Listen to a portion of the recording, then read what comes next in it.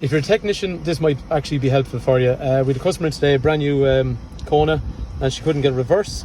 And even there now, you can feel a bit of a click when it's going across. It's just not smooth. Anyway, what happens is sometimes people, and it's not anyone's fault, they just get the bobbins and they wrap them onto them. And what happens is then the bobbin actually gets stuck.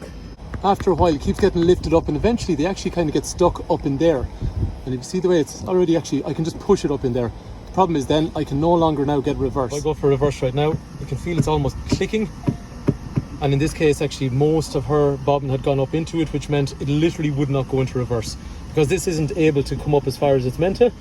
Anyway, Neil here had seen it before. He's a technician. 10 seconds he had it sorted. He just rooted out this, and it was way up in it. You wouldn't have seen it, only from experience he's seen it before. So he pulled it out, took it off.